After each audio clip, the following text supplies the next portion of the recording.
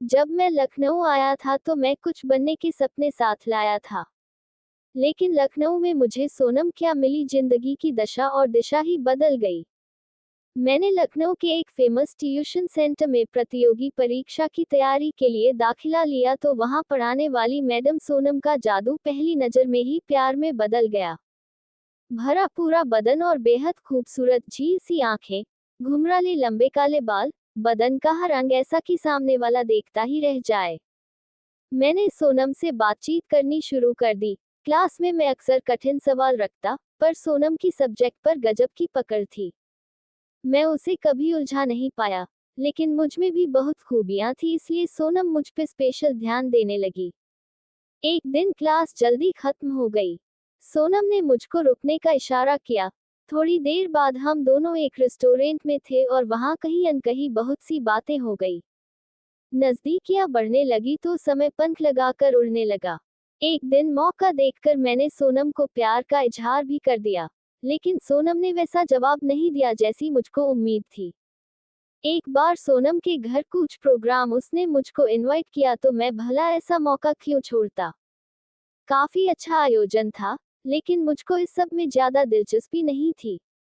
दकियानूसी रस्में रात भर चलने वाली थी, इसलिए मैं मेहमानों के रुकने वाले हॉल में आकर सो गया।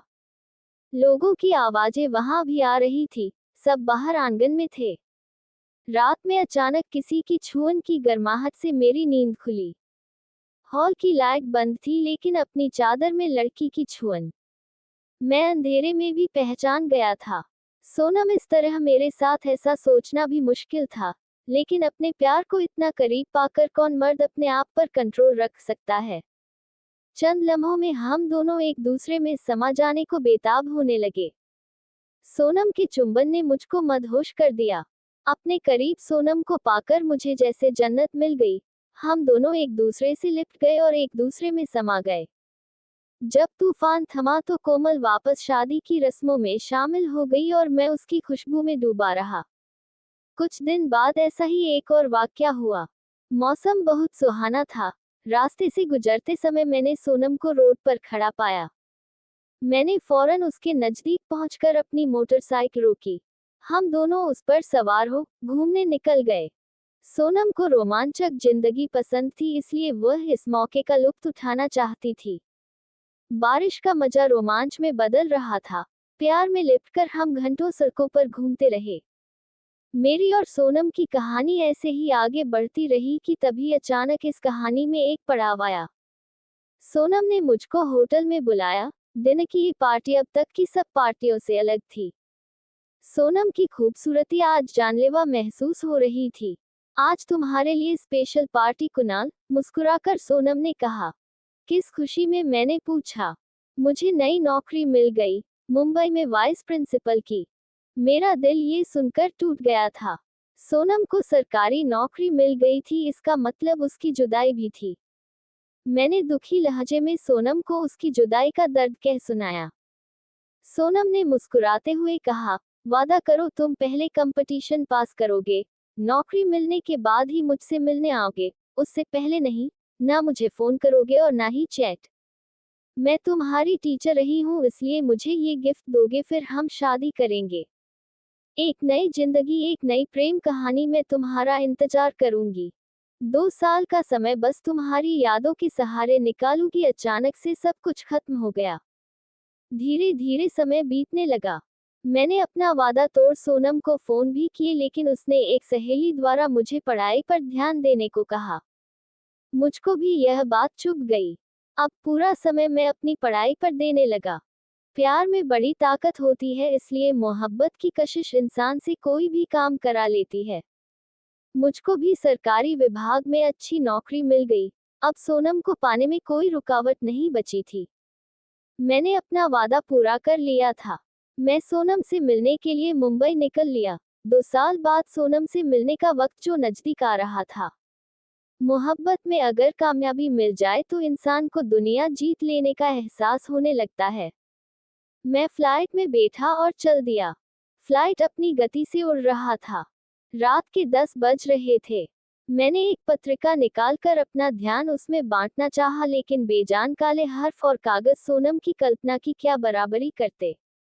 सोनम तो ऐसा ख्वाब थी जिसे पूरा करने में मैंने खुद को झोंक दिया था। उसकी हर शर्त, हर हिदायत को आज मैंने पूरा कर दिया था।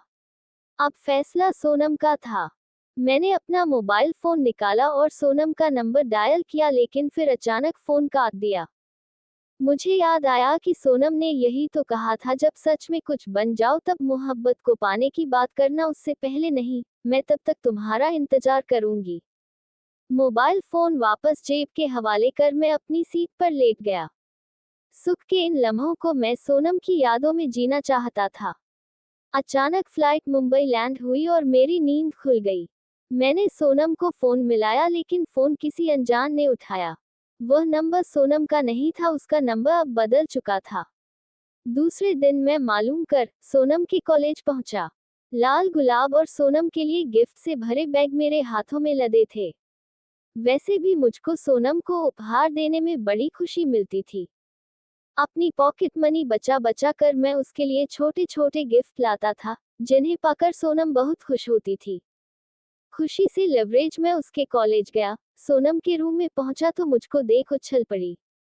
मिठाई का डब्बा आगे कर मैंने उसे खुशखबरी सुनाई। सोनम ने एक टुकड़ा मुंह में रखा और मुझको शुभकामनाएं दी। मुझ में सब्र कहाँ था। मैंने आगे बढ़ उसका हाथ थामा और एक मस्त किस कर दिया। प्लीज कुणाल, ये सब नहीं, प्लीज रुक जाओ। अचानक सोनम ने सख्त लहजे में मुझको टोकते हुए रोका। लेकिन यार, अब तो मैंने अपना वादा पूरा कर दिया, तुमसे मेरी शादी। निराश होकर मैंने पूछा, सॉरी कुणाल, प्लीज, मैंने शादी कर ली है, अब वे सब बातें तुम भूल जाओ। क्या भूल जाओ मतलब? मैं उसे घूरते हुए बोला। हाँ, मुझे भूलना होगा, मुस्कुराते हुए सोनम बोली। वे सब मजाक की बातें थी। 2 साल पहले कही गई बातें, क्या अब इतने दिन बाद? तुम्हें तो मुझसे भी अच्छी लड़कियां मिलेंगी, मुस्कुराते हुए सोनम बोली। मैं उल्टे पैर लौट पड़ा। लाल गुलाब मेरे भारी कदमों के नीचे कुचल रहे थे। मजाक की बातें शायद 2 साल में खत्म हो जाती हैं, मानो खो देती हैं। मैं समझने की नाकाम कोशिश करने लगा और वापस अपने घर की ओर चल पड़ा।